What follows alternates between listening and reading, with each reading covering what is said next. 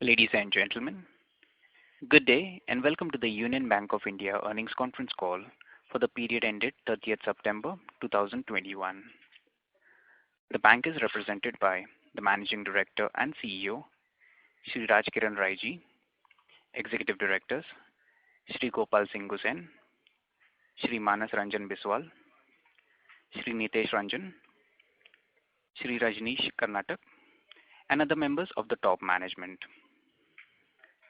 As a reminder, all participant lines will be in the listen-only mode, and there will be an opportunity for you to ask questions after the presentation concludes. Should you need assistance during the conference call, please signal an operator by pressing star, then 0 on your touchtone phone. Please note that this conference is being recorded. I now hand the conference over to Mrs. Ranjita Suresh, Assistant General Manager, Investor Relations. Thank you, and over to you, ma'am. Thank you, Stephen. Good evening, everyone. I welcome you all to the Union Bank of India earnings conference call for the period ended September 30th, 2021. The structure of the con call shall include a brief opening statement by MD and CEO, and then the floor will be open for interaction. Before getting into the con call, I'll read out the usual disclaimer statement. I would like to submit that certain statements that may be discussed during the investor interaction may be forward-looking statements based on the current expectations. These statements involve a number of risks, uncertainties, and other factors that cause the actual results to differ from the statements. Investors are therefore requested to check the information independently before making any investment or other decisions. With this, I now request our MD and CEO for his opening remarks. Thank you. Over to you, sir. Good evening, everyone. It is a pleasure and privilege to meet you all for Union Bank of India financial results for the quarter and half year ended September 2021. India's economic recovery is showing strong momentum with the onset of festive season. The domestic demand is gaining strength while supply conditions are recouping fast, buoyed by the robust performance of agriculture sector and revival in manufacturing and services. The strong activity augurs well for the banking system. Recently, Moody's ratings agency has revised the outlook for the Indian banking system to stable from negative on the back of stabilizing asset quality and improved capital drive. This also affirms confidence in banking sector. Coming to the bank's business and financials for the quarter and half year ended September 30, 2021. Operating profit of the bank grew by 25.66% YOY and stood at 6074 crore for the quarter 2 of the year 22. Net interest income registered a growth of 8.52% YOY and stood at 6829 crores. The global NIM stood at 2.95 for quarter 2. The net profit stood at 1,526 crores for this quarter against a net profit of 517 crores in the corresponding quarter of previous year, thus registering a growth of 195%. In terms of business, the RAM sector noted 8.48% YOY growth, raising its share in domestic loan book to 58.51%. And within RAM sector, the retail advances have grown by 9.35%. And agricultural advances have grown by 13.06%. The liability side, the total deposits have grown by 3.15% year on year, led by low-cost CASA deposits, which grew 10.77% year on year. The CASA ratio thus stood at 37.16% as of 30th September 2021, as compared to 34.61% a year ago. Of asset quality, the gross NPA ratio stood at 12.64% as of 30th September 21, compared to 14.71% of the comparable quarter last year. The net NPA stood at 4.61%, which was 8 basis points lower sequentially. On the capital front, the bank has raised 1,150 crores under Tier 2 bonds during the current quarter. The CRAR for the quarter 2 stood at 13.64%. And CET1 stood at 10.16%. Thank you. Now I welcome the questions. Thank you very much. We will now begin the question and answer session. Anyone who wishes to ask a question may press star and one on their touchtone telephone. If you wish to remove yourself from the question queue, you may press star and 2. Participants are requested to use handsets while asking a question. Ladies and gentlemen, we will wait for a moment while the question queue assembles. The first question is from the line of Mahrukh Adajania from Elara Capital. Please go ahead. Thanks, sir. Hi. Hello. Hello. So, just a couple of questions. Firstly, that the write-offs include only Diwan, or there were some other write-offs during the quarter as well? And that's my first question. Yeah. You wanted to know this write-off of the first quarter has any particular... No, the second, yes. No, this is a general process. Actually, wherever we reach 100% provision, we gradually write off. But then we balance it such a way so that the credit growth is not impacted. Because moment we write off, the credit growth, like the outstanding credit comes down to that extent. But this time we took a cautious decision to write off. Generally, we write off about 4,000, 5,000 crores per quarter. This time we have taken a call to write off about 10,000 crores. These are various accounts, but where the 100% provision is made. But was DHFL written off and then subsequently recovered, and is that part of this quarter's write-off? The DHFL was... Maybe I will answer that after checking. When it is written off, I need to check actually. But then the recovery, it is recovered as a written off account only. That's why the recovery is in other income, because it was a written off account when the recovery came. I'll check and confirm to you whether it is when it is written off. And our exposure would be around 2,400, 2,600 crores, sir? On Diwan housing? Yes. It was 3,600. 3,600. Okay. Okay, sir. Sorry.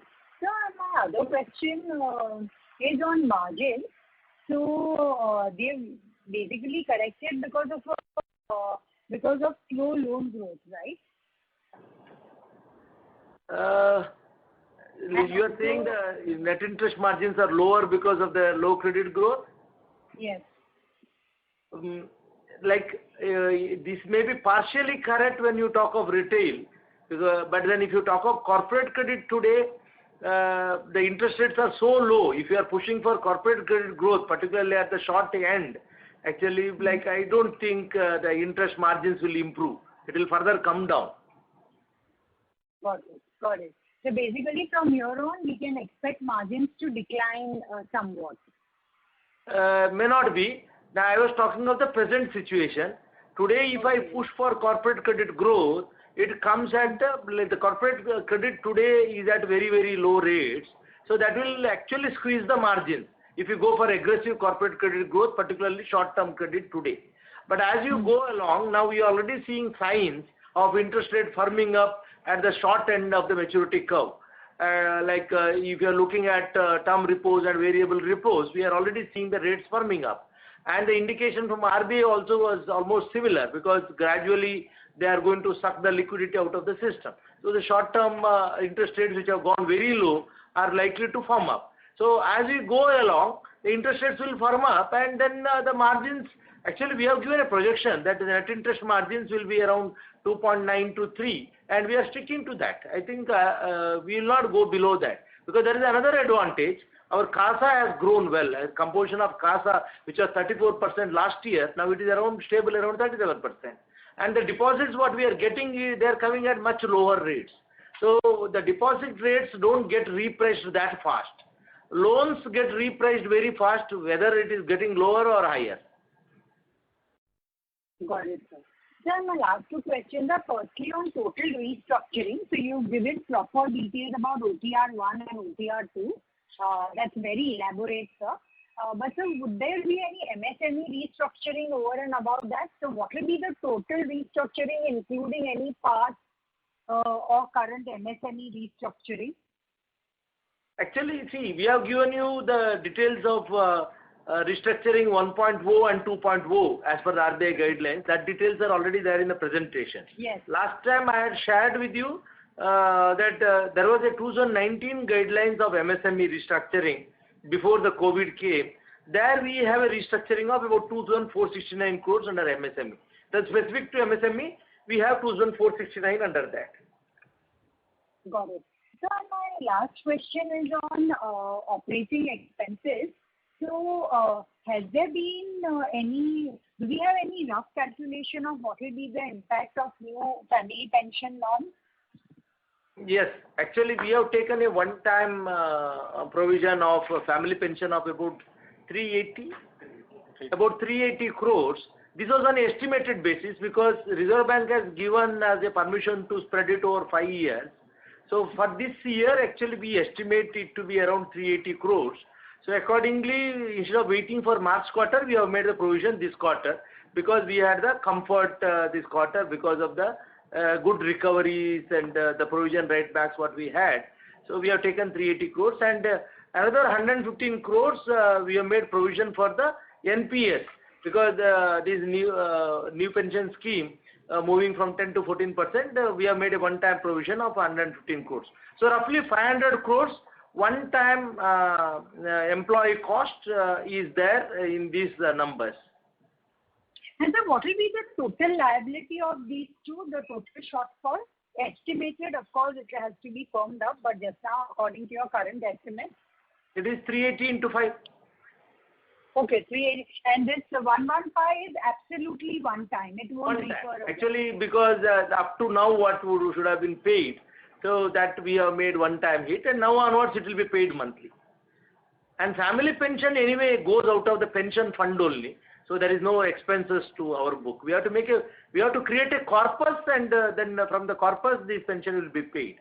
So these 380 crores will go to the corpus, pension fund corpus. Perfect, perfect. Thank you so much. Thank you. The next question is from the line of Madhukela from MK Ventures. Please go ahead. Yeah, good evening, sir. Good evening. Congratulations to you and the entire team for such a splendid performance. I think a lot of private sector banks will look at this performance. Thank you, sir. Thank you. So, sir, I have 2-3 questions. I hope I can take a few minutes of the time. Yes, please, sir. Please. So, sir, we calculated that you have provided roughly 1.45 lakh crore rupees in the last 5 years, from 2015 till 2021 of the first half. So I wanted to understand from you that, how much of this amount you think will get recovered, which is already been provided for, and in what time frame. So let's say if I take a 3-year view, 22-23, how much of this money will come back?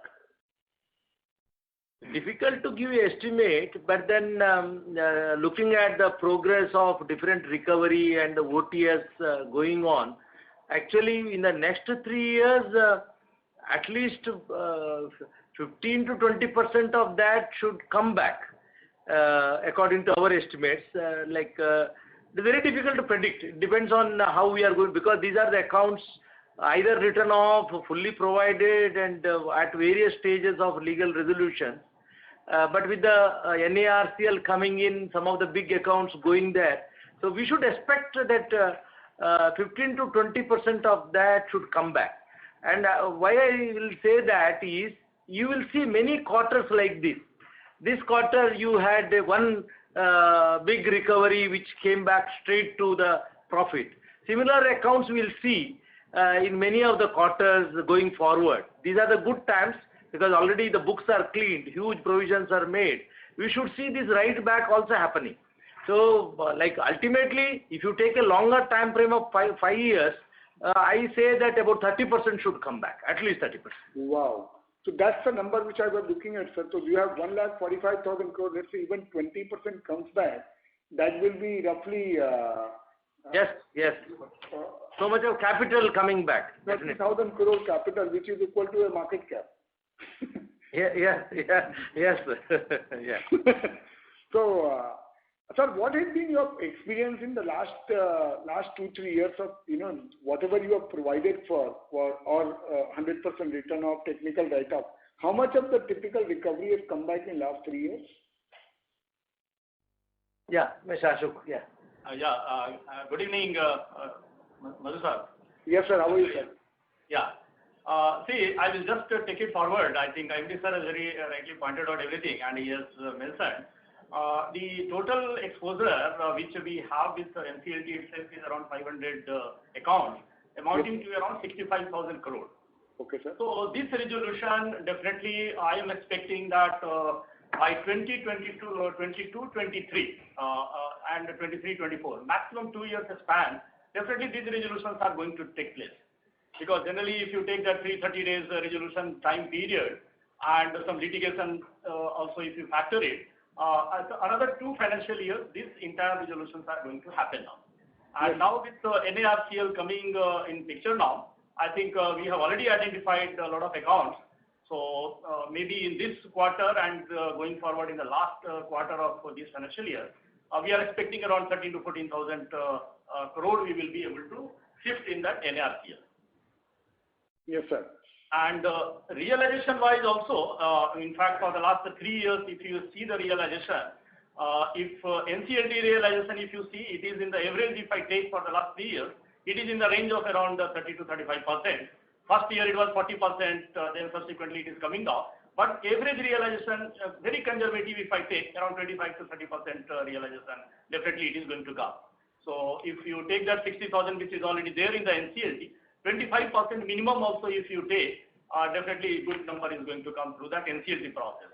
Other than that, NCLT also, I think a lot of resolutions are happening outside outside IBC also, like sell to ARCs at the consortium level, then NARCL. So all those things put together, I see that this year definitely it is going to be a good year for our bank. Then 21, 20, 22, 23, that also will be a good rewarding year. So going forward another 2-3 years, I think whatever things are locked up, we will be in a position to unlock all those things. Yeah, further to supplement what Ashok said, on the 60,000 crores plus which is in NCLT, our provision coverage is more than 95%. And in the first 6 months, our recovery from technical write-off is more than 2,000 crores. Just to give a color to what you mentioned. So out of almost 10,000 crores recovery, about 20% is coming from technical write-off accounts. Okay. So, sir, this is not exactly my point. Even just Mr. Ashokan, Mr. Ashok, I am sure you would agree with the sentiment in the real estate sector improving, specifically in the last 6 months. That will aid to a recovery effort, and also maybe the realization itself will improve from the written off account. And that is why I wanted to understand, what is the true potential of this? Yeah, I agree with you, sir. Definitely. I think Q3 and Q4, definitely, the realizations are going to rise. Okay. I think a specific question Mr. Madhukhela asked. When we look at this realization, most of the realization comes because of the real estate value. That is right. So, I think we are not factored the appreciation in real estate. When we say 25%, 30%, we are very conservative actually. So because the real estate is picking up, we may see much better realization also. But then very difficult to predict now. But then very fact that out of 7,000 crores slippage of June, 2,000 crores is recovered in the next 3 months. By September, out of 7,000, 2,000 recovered by one simple notice. Because this is mostly mortgage-backed loans. So people are quickly paying actually. So what you say is right actually, because the appreciation of the market, the real estate market will see uptick in our recovery. Sir, if I may just give you a small suggestion from an investor perspective, if you can tell us that, what will be the collateral value, maybe in the next quarter call, out of this 1,45,000 crores, which is being provided for in the last 5 years, what will be the last estimated collateral value which you have? Then I think investors will be in a better position to take their own guess that, how much will you be able to recover. I am sure you may have that number. I would request at least you should discuss this number in the next quarter call. We'll give that, sir. We'll give that. Okay. So now coming back, you gave a guidance of 15,000 crores for the slippage in the current year. Our first half slippage itself has been 13,794 crores in the first 2 quarters. So is there any change in the guidance, sir? Do you expect that you will recover quite a lot which has slipped in the first 2 quarters? Yeah, actually, like our guidance on the net basis will still stand because 13,700 includes 2,600 crores of Shrei. Okay. So, like if you exclude that, the slippage is around 11,000 crores. Okay. And 11,000 crores excluding Shrei is the gross slippage of 2 quarters. That's now, right. as I already mentioned, 2,000 crores of June slippage is already recovered. So according to us, if you look at the first half slippage, it is only 9,000 crores plus Shrei. So if you are taking 9,000 crores, so our slippage for the next half year, we don't expect that it will be more than 5,000 because looking at the way it is shaping up, because even this quarter, if you exclude Shrei, our slippage was hardly 4,000 crores. So it is still moderating. Our collection efficiencies have reached almost 96% levels. So we don't foresee much slippages going forward. The collections have been very robust. Upgradations are happening. So our net slippage for the year will still be between 14 to 15,000 crores. Oh, that will be fantastic. This is you are saying including Shrei, sir, or excluding Shrei? Excluding Shrei. Excluding Shrei. Okay. Yeah. That is still will be a fantastic number, sir. Yeah. Now, sir, coming back to operating profit, of course, we saw a big jump in this quarter from 5,300 to 6,074 crores. How do you see the trend will be, sir, over the next 4-6 quarters? Do you think we will be able to maintain this rate of around 6,000 crore operating profit per quarter? No, sir. We are given a guidance that our operating profit will stabilize around 5,000 crores per quarter till we see some good uptick in the credit growth, which we are likely to occur maybe end of Q3 and Q4. Till then, our operating profit will stabilize around 5,000 crores. This time, actually, we had the advantage of Diwan Housing coming in. But then, when we add 1,500 to the income, about 500 one-time provisions also we have taken above the line. That is particularly for the pension and the new pension scheme. So, about 1,000 crores, you can say that it is contributed by the Diwan Housing to the operating profit as of now. So, we can estimate that it will be around 5,000. But we will also see some divestment in subsidiaries in the coming quarters, which is at an advanced stage, which will be above this. And also some of the settlements which are likely to happen will add value to. Otherwise, from the normal operations, our operating profit should stabilize around 5,000 crores for the next 2 quarters, 5,000 per quarter. That is fantastic. My last question, sir. When do you think we will be less than 2% net NPL, sir? By which year? You have any internal target or any aspiration to be by this time we should be less than 2% in net NPL? Yeah, our estimate is by March 22 we should be close to 3.5, and 22-23 we should be close to the number what you are mentioning. Oh, fantastic! That's very good. Thank you so much, sir. All the best. I must admit I was mesmerized to meet your people. And since then I've been very, very positive that the public sector banks are doing a fantastic job. And all the very best. God bless. Thank you so much. Thank you, sir. Thank you so much. Thank you. Thank you. The next question is from the line of Jay Mundra from BNK Securities. Please go ahead. Yeah, hi, sir. Good evening, and thanks for the opportunity. Sir, a couple of questions. Sir, first on restructuring. So you have given phase 1 and phase 2, and then MSME number that you have also called out separately. But is there any other erstwhile restructuring that we were carrying? So what is the total stock of standard restructured number, sir, if you can help with that? Good evening, Mundraji. This is all. Actually, these numbers, whatever we have disclosed, this is the restructured book. There is nothing else. Right. And the outstanding provision would be closer to 10%, right, on all these numbers? Yeah. Understood, sir. And second thing is, sir, how do you account for this slippages out of restructuring? Is this still the 90 DPD, or there is some regulation wherein you may have to downgrade the restructured account even if they are below 90 DPD? Is there is there some conservative accounting there? No, when it comes to retail and MSME, basically this restructuring is only elongation of repayment. There is no structuring of debt here actually. It is only simply giving them more time for repayment. That is the restructuring which has happened. So here the 90 DPD works. So what you are mentioning is some breach of covenants which can happen only in the corporate book. But we are not seeing that happening as of now on the corporate restructuring. Understood. There actually that the NPA possibility comes if there is a breach of covenant. Right. And secondly, sir, you have given the SMA 2 number, which is CRILC data. If you have the number handy for the entire bank, including below 5 crore ticket size also. Yeah, Nitish. SMA 2 is 14,344 crore.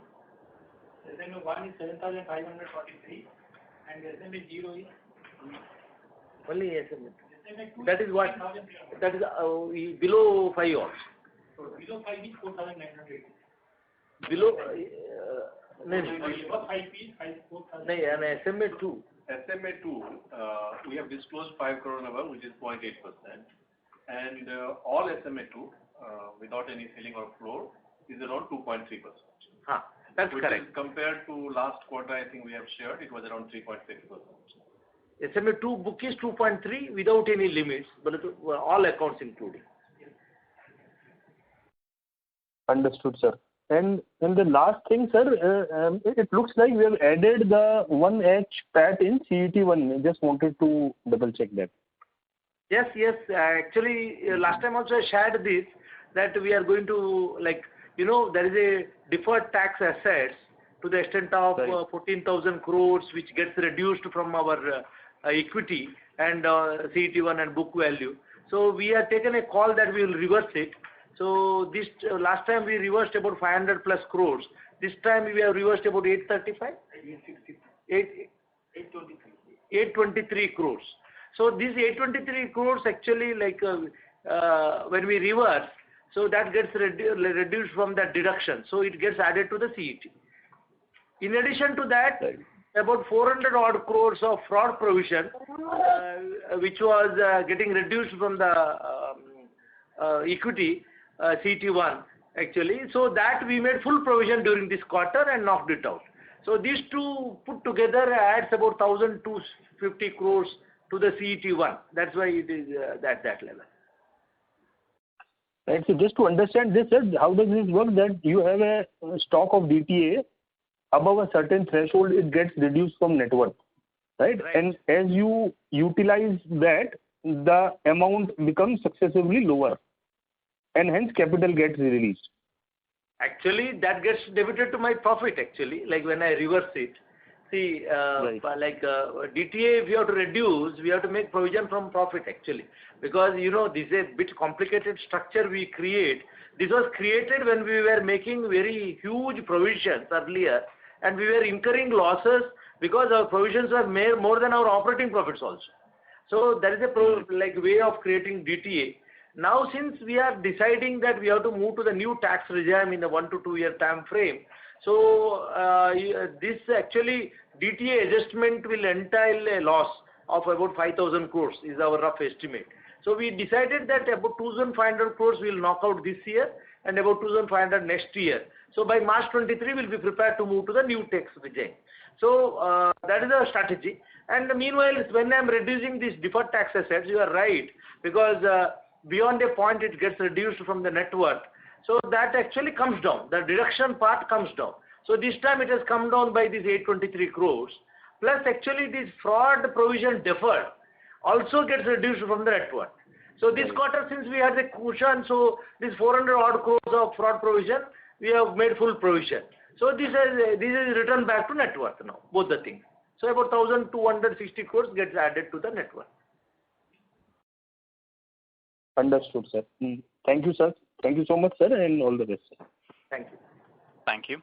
The next question is from the line of Prabal Gandhi from Antique Stock Broking. Please go ahead. Yeah, thank you. Sir, am I audible? Yes, Mr. Gandhi. Yeah. Yes, sir. Sir, so first question is on the NPL provision.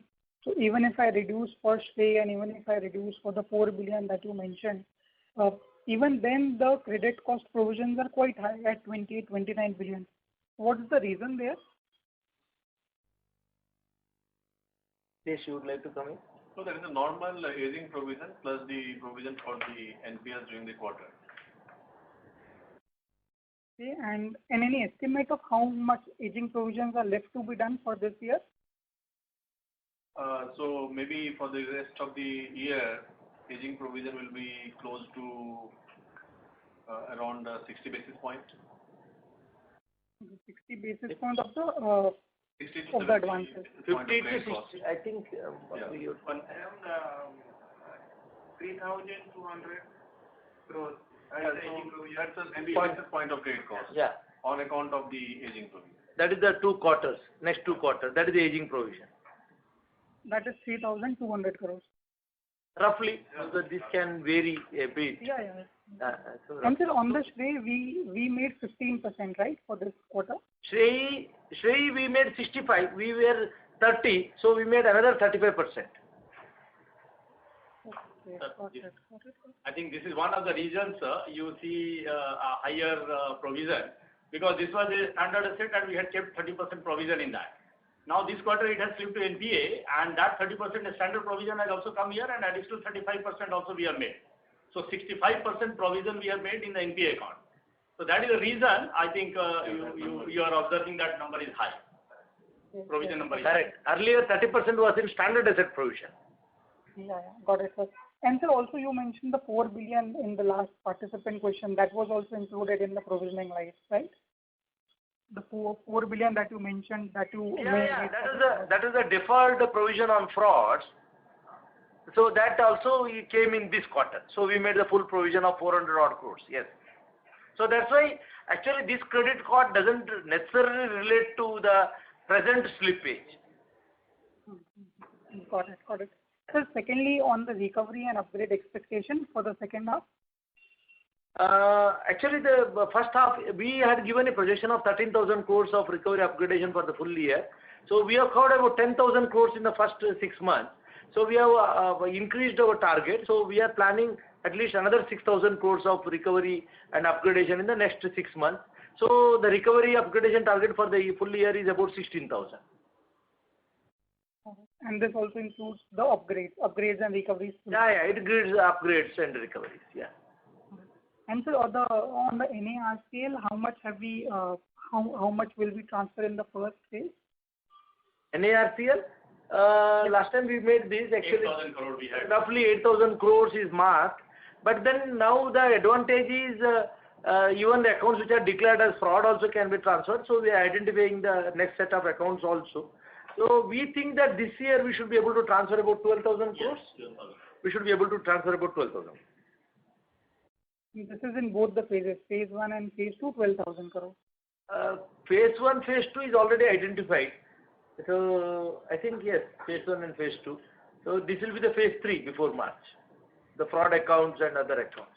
They are yet to be, because processed actually. We have processed the first lot, even the second lot. Fraud accounts were not factored earlier because these guidelines have come subsequently. So that amount in our bank itself is around 12,000 crores. That is the thing MD sir is Got it. So just last question on the MSME side, how much stress are you seeing now, and on the restructuring, MSME restructuring, how much do you expect to slip? We are not seeing much slippage in MSMEs now. It is stabilizing, and the collection efficiency also substantially has gone up. So this quarter we saw slippage of 1,526 crores from the MSME book actually. It includes the slippage from the restructured book also. So like roughly we see if you look at the restructured book of 5,000 crores of MSME, from the 1.0 and 2.0, about 10% has slipped from that book. From the resolution 1.0, resolution 2.0, roughly if you are taking it as a 5,000 crores, about 10% has slipped from that book and which has gone to NPA now. And any further expectation, how much can the incremental slippage can be from this book? Difficult to estimate. In MSME, we feel that the worst is over. The numbers are moderating. We are looking at the numbers presently. So the run rate should come down substantially because last quarter we saw 1,500 and maybe as we go forward it will be substantially less than this for the next 2 quarters. Got it. Thank you so much, sir, and all the very best. Thank you. Thank you. The next question is from the line of Rishikesh Oja from Robo Capital. Please go ahead. Hi, sir. Very good evening. So my first question is that our CPOP is on a good track. So just wanted to know if we are maintaining our guidance on, 12 to 13,000 crores of provisions for this year.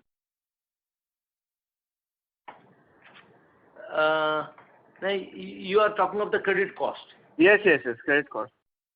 See, actually, since the profitability is good, so we are trying because we have a net NPA which is slightly higher than the peer bank. So our strategy is to reach a net NPA level of below 3% as early as possible. So we may do some aggressive provisioning on the NPA accounts more than what is regulatory required because we have a cushion of the operating profit now and the aging provisions are coming down substantially. So this is not necessarily because of the regulatory requirement. It is because of our strategy to increase the provision on NPA and bring the net NPA down faster. Okay, but are we maintaining within 12 to 13 for this whole year because we have already taken around 3,500 and 3,700 for Q1 and Q2? Yeah, that number we are likely to maintain. If there is a one-off income coming in the next 2 quarters, then we may increase our provision. Otherwise, this number should stand. Okay. And my second question is that you have reversed around 1,400 crores of DTA for the H1, and you're saying you will be doing 2,500 for this year, correct? FY22? Yes. Roughly, okay. Yeah. So roughly around 1,100 crores more will be debited for the next 2 quarters, like for the H2 I'm saying, correct? Yes. Okay, thanks. Okay, no problem. Thank you. Right. Thank you. The next question is from the line of Himanshu Taluja from Motilal Oswal. Please go ahead. Yeah, thank you, sir. Most of the questions have been answered. Just one data keeping. What is your DHFL recovery during the quarter? And if you can further give in terms what was the cash recovery and in terms of the bond recovery? Yeah, can you give the number? Yeah. Total recovery was 1,650 crore. So in that, 700 crore from the cash and the remaining 954 crore was from the bond. Okay. Sure. And sir, how do you see the trend in terms of the growth? Because our business growth has been muted. So any credit growth expectations where you see over the next in the next few quarters? Yeah, actually, see, the RAM sector, we are okay. I think the growth will further pick up, particularly retail space, agricultural space, and to some extent MSME space. The problem is the corporate book, which is really pulling us down.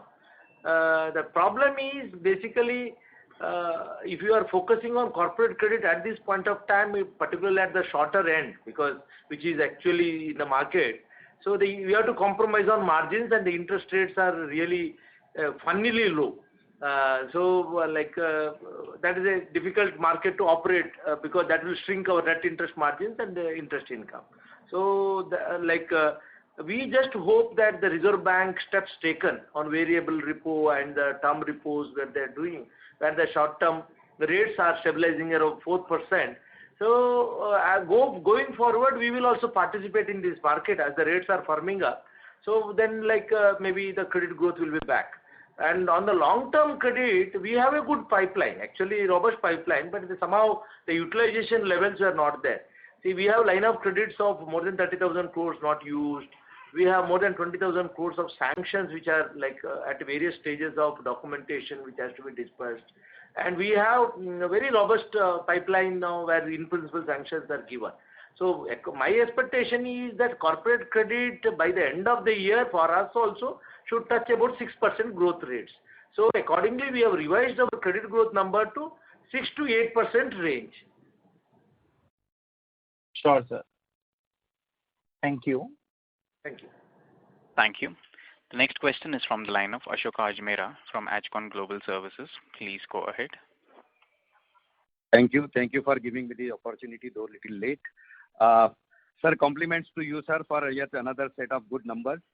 You have been performing very well in last 3-4 quarters, especially. And basically, the treasury and the other side is the recovery. These two departments are doing fantastically well, according to me. Most of my questions have been answered, but still a few data points and some more information. So, sir, you said about this write-off, the huge write-off and the recovery for reducing the NPA numbers of 10,714 crores. What was actually the thought suddenly in this quarter only? Because it is an exceptional number of write-off. So, number one, how many number of accounts have been written off, and how many of them were more than 100 crores? I think I may not have that much detail, but I'll tell you, if you observe us for the last few quarters, we are generally writing off about 4,000, 5,000 crores every quarter. That we do regularly because that's the only way to bring down the gross NPA below 10. Because that is the strategy that we should bring the gross NPA to single digits. So by way of recovery and all that, some certain things are happening. But then we need to write off where the accounts are fully provided. As a strategy, every bank does it. Why we moderate it is because when we write off, it goes out of your credit outstanding also because your credit growth gets affected. That's why banks are a bit conservative in writing off. But this quarter we thought because we were planning that this time this should come below 13%. So we took a call to write off a bigger amount. But then this happens not in very small accounts. This happen in large corporate exposures where we have full 100%. So maybe offline we'll share how many number of accounts and all that. Right now we may not. No, it's okay, sir. It's okay. Yeah. So, sir, when we are talking about the gross NPA, so now this NARCL will come very handy because the entire 12,000 crores will go gross NPA. Hello? And may not because some are written off. So about half, yes, it may reduce my gross NPA by another 1%. Yeah, so that will be a major this thing in percentage and in absolute terms also. So, sir, this if the number of 12,000 as you are estimating for the entire year, including now the fraud accounts also can now be transferred. So, say roughly if about 20% maybe the valuation comes around that. So you will get around accordingly 2,400 crores of total credit. Out of that 15% at 360 crore will come in the real cash, which in any case will be an income. So this bond which will come, which is a government guaranteed bond, will that also be considered as a full income? If it is written off, then full income. Then if it is a provided for, then reduction in the provision. Is that correct? The entire 2,400 or 3,000 crore odd crore benefit we are going to get in next 2 quarters? We are not very sure how RBI will look at it at this point of time. So yes, cash part, there is no doubt it will be booked as income. But the bond part, whether we have to continue the full provision or not, there is not much clarity on that. If we are permitted to write back the provision because it is a full government guaranteed, yes, definitely. Yes. That will be above our estimates what we are giving now. But then I have my own doubts whether Reserve Bank will permit it actually. They may advise us to continue the provision. So we don't know at this point of time. The question is not answered by the regulator as of now. So, sir, what treatment has been given to that Piramal bond of 10 years, which is a private bond, which you must have taken in the security? So you have taken the market price of 79 rupees and then provided 21 rupees in that bond? Or what treatment actually has been given to the DHFL recovery, the portion of the bond from the Piramal, sir? So why? Because the Piramal is a AA rated bond issued. It is a fresh bond, nothing to do with the DHFL. It is issued by Piramal and the full value is counted. Why there is a discount on that? No, sir, because the valuation was... It's like any other bond. Today, if I take a bond of any other business group, which is AA rated, I take it at the face value. I'm not sure, sir. I think face value, you will have to take either the market value or the whatever the haircut is to be given. Why haircut? In a AA rated account? It's a new issuance of the bond. It's a new issuance of bond. There are two things, Ajura Sahab. One is the face value we have to take, and second is the change of management is here. So it is not a DHFL bond. So both the factors put together, the entire provision has to be taken back. It's a right back will be. All right, sir.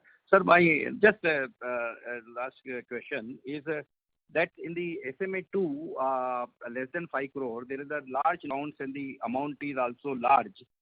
So, sir, have you formed any kind of strategy of reaching those? Because I believe that many of them must be the small borrowers for SMA2 below 5 crore. So, what kind of strategy you have adopted and have it implemented, and what kind of results it is giving? Because so as to have, we have some idea of the, about the future of the SMA2 below 5 crore. Okay, actually, I don't know which chart you are referring to. No. SMA2 above 5 crores is only 0.79. It is a very small amount. I'm talking about below 5 crores, sir. So below 5 crores, naturally, a lot of these SME and the retail accounts will be there. So we have a good strategy. Actually, we have a call center and 4S system. Actually, basically, we have devised, like we can explain you, but then we have devised a very good system of follow-up. And the recoveries are almost the collection efficiency has reached almost 96% levels now. So we don't expect that this will slip. So we have a very good collection mechanism. So, and the amount is quite small. Actually, it is not that big, but number of accounts are huge, spread over various places. But we have very good mechanism of follow-up and this thing, including our branches, plus call centers, plus some outsourced agency also for calling on the customer. Thank you. The next question. Before we take the next question, a reminder to the participants, please limit your questions to 2 per participant. For any follow-up, may we request you to rejoin the queue. The next question is from the line of Dikshit Doshi from Whitestone Advisors. Please go ahead. Thanks for the opportunity. Most of my questions have been answered. Just one thing wanted to understand. When you say that in the first half our recovery and upgradation is almost 14,000 crore, I assume you are including the write-offs also. The actual recovery or upgradation of the... No. We said it is 10,000. The recovery and upgradation is 10,000 in the first half. About 8,000 crores of actual cash recoveries plus upgradation, 2,000 crores of recovery in write-off accounts. That is the 10,000 crores of recovery in the first half. Okay, first half. Write-off is not included in that. Okay, so recovery and upgradation is around 10,000 crore and write-offs of around 15,000 crore. Write-off, yes, in the first half about 15,000. Okay. Now my second question is regarding this NARCL. So obviously, most of these accounts are already, written off and are NPA from many years. So how things will change once it is moved to NARCL? Why? It's not been recovered. Amounts are not recovered in the books of the banks. Then what will change once it is moved to NARCL? Actually, you should look how the recovery will change. Yeah. I know it's a limited point you are mentioning, but I should give you a brief background. Actually, see, why we thought of NARCL as an institution? Because actually, when we were resolving these big accounts, many accounts we saw that there is a potential of higher value, but through this process of liquidation or NCLT, we are not able to get the value which actually otherwise these assets deserved. So our simple legal process of NCLT is not maximizing the value. So we thought there should be an alternate mechanism to get a better value. That's why we thought of NARCL. And the main advantage of NARCL is the debt aggregation. Today, one of the problems we face is there is a multiple creditor system and taking a decision, it becomes very difficult. In NARCL, debt is going to get aggregated at one level, and there is one decision-making authority which can take any call on a resolution of an asset. Another thing, we are enabling NARCL with a resolution company, what we call IDR, like a debt resolution company, which is going to have people from the private sector. And we are enabling them with incentives so that they can go to the market and do the value maximization for the assets. Because what we see, whatever we could resolve in large assets, we have done. The remaining accounts are slightly complicated and they have to be dealt differently. Otherwise, through this NCLT process, they will get into liquidation and we'll get only scrap value. We have seen some of the companies where our debt is 10,000 crores going at a scrap value of 500, 600 crores. That should not happen. So that is why this is created. We should understand the purpose behind this. Yes, short-term gains is something which we look at, but then this has got a much long-term play. Okay, got it, sir. And just one last question. Last quarter we have this one of like Shreya Infra. Is there any big account where you see that may slip into NPA over next 6 months? Hopefully, no. Okay, that's it from my side. Thanks. Yeah. Thank you. Ladies and gentlemen, due to time constraint, we take that as the last question. I now hand the conference over to the management for closing comments. Over to you, sir. Thank you for participating in this conference. So we have actually initiated a lot of digital initiatives, because I like some of the questions which were coming on the recovery side and all that. So particularly we are into an era of operational excellence. We have started a lot of digital projects. We are investing heavily on this, and it will result in a lot of improvement technology, elimination of redundancies, and also on improving the compliance. So, and also the amalgamation is complete now. We are seeing the synergy benefits accruing actually, and as we go along, we will see these operational efficiencies and synergy benefits adding to the bottom line of the bank. And I will conclude with the guidance for the year. We feel for the deposit and advances growth will be in the range of 6 to 8% by the end of the year. The CASA ratio for the bank should be settling around 36 to 37% during this year. The net interest margin, we are maintaining the guidance of 2.9 to 3%. The credit cost to be around 2%. Delinquency ratio on net basis, as I already explained, should be around 2.5%. With this, I conclude my remarks.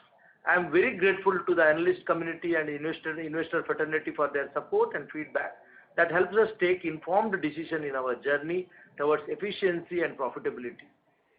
Thank you so much. And very happy Diwali to everyone. Thank you. Ladies and gentlemen, on behalf of Union Bank of India, that concludes this conference.